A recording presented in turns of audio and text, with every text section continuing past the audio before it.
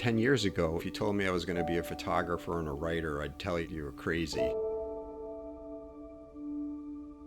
The camera became my transporter to places that I would have never visited before. Photography took me out into the world, and I was isolated.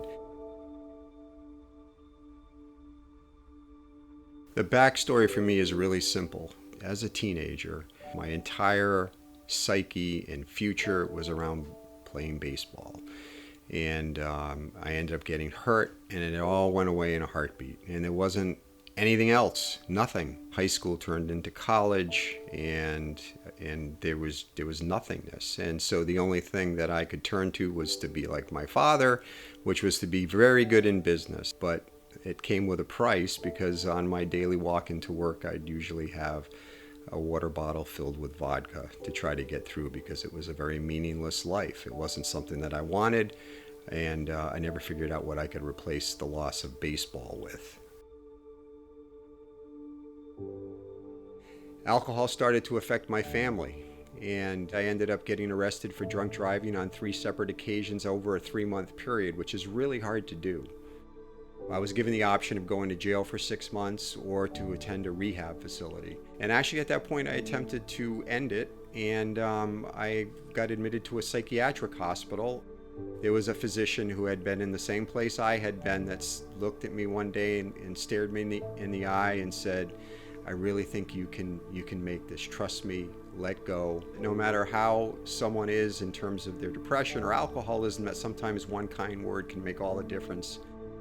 As I exited rehab, I had to try to readjust to life in the absence of alcohol.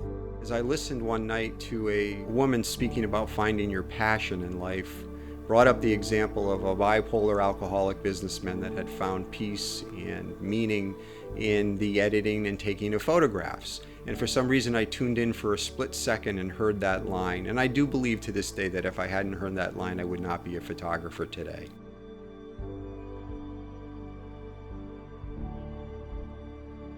With this newfound photography, I finally found that passion that I lost when I no longer could be a professional baseball player. Michael Blanchard photography was born.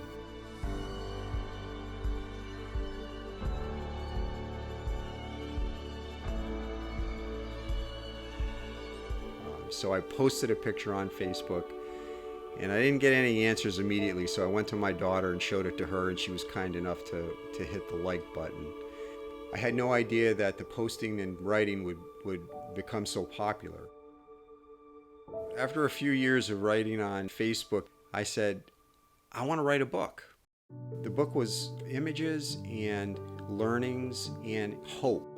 I realized that photography was a way to connect to people, to help people.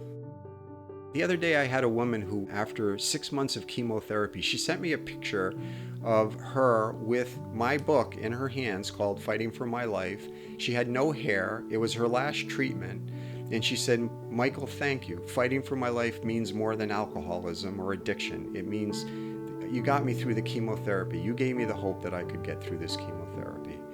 The cool part is that last week she came to the gallery, full head of hair, in remission for 2 years, and she gave me a big hug. And that's what it's all about. That book was written 5 years ago, and it's time to write the second book. I want it to cover various aspects of life, issues that people face on a daily basis. I want people to be able to be uplifted by the words and the images that they see. I'm a whole different person, so it's going to be a whole different book. I'm a photographer because it's been my way of interacting with the world and helping other people. The camera yells out and grabs me and brings me to a beach, and I see things and have an impact on others' lives. Their lives have an impact on mine. It truly has made all the difference for me.